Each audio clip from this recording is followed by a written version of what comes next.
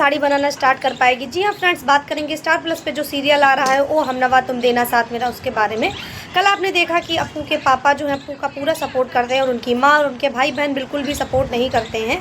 तो क्या अपराजिता साड़ी बनाना फिर से स्टार्ट करेगी? वीडियो को पूरा देखने से पहले प्लीज़ एक लाइक ज़रूर करें। तो उसमें दिखाया जाता है कि अपराजिता अपने घर से निकल चुकी है और वो अपनी फ्रेंड के पास जाती है और उनसे डिस्कस करती है कि माँ ऐसा कैसे कर सकती है, माँ मुझे क्यों सपोर्ट नहीं कर रही हैं, क्या उनको असलियत नहीं पता है, क्या उन्होंने वो चिट्ठी नहीं पढ़ी। तो वो अपने पास्ट में जाके अपनी फ्रेंड को बताती है कि उसके साथ क्या क्या गुजरा था और ललित ने उसको कैसे कैसे टॉर्चर किया। ललित ने उसको थप्पड़ मारा और ललित ने उसको नशे में आके बहुत ज़्यादा टॉर्चर किया।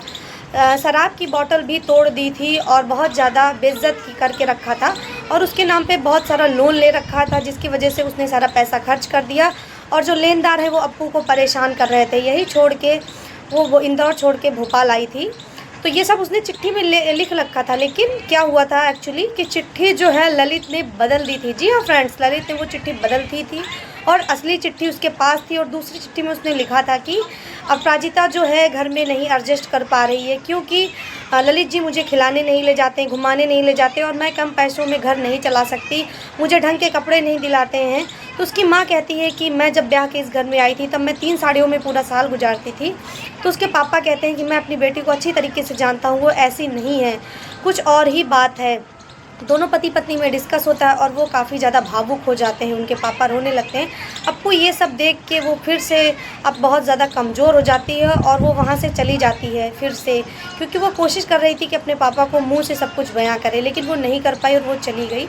ये सब उसने अपनी सहेली को बताया तो उसकी सहेली करने लगी, ठीक है तुम कोई जॉब स्टार्ट करो। तो वो भगवान से प्रार्थना करती है कि मैं जा रही हूँ कपड़ा बाज़ार, शायद मुझे कोई नौकरी वहाँ पर मिल जाए। इधर दिखाया जाता है कि रक्षित जो है अप्पू की साड़ी अपने सीने से लगाए हुए गाना गाते हुए गुनगुनाते हुए दिखाए जाते हैं, जिसमें उनकी माँ अचानक से आ जाती है और वो लाइट ऑन कर देती है और बोलती है कि मेरा बेटा किसके लिए गाना गा रहा है।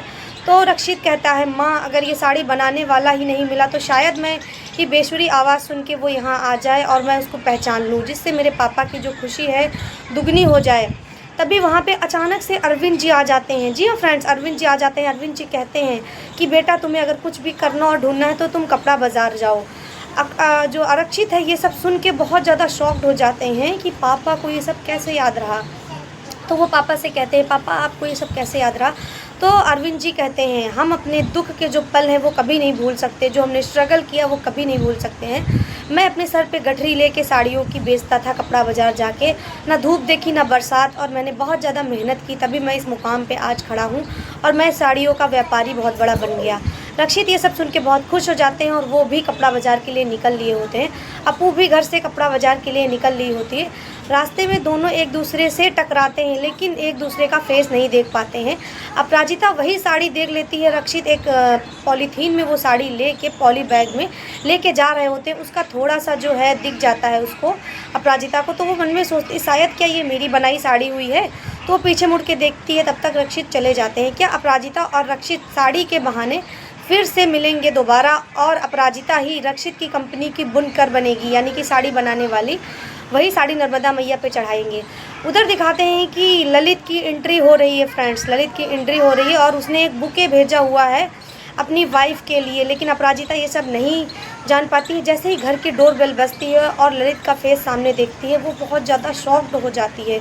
तो क्या फ्रेंड्स, ललित फिर से अपराजिता को अपने घर ले जाएगा या फिर रक्षित अपराजिता दोबारा मिलेंगे एक दूसरे से? देखेंगे फ्रेंड्स अपने नेक्स्ट वीडियो में। तब तक सभी को बाय बाय।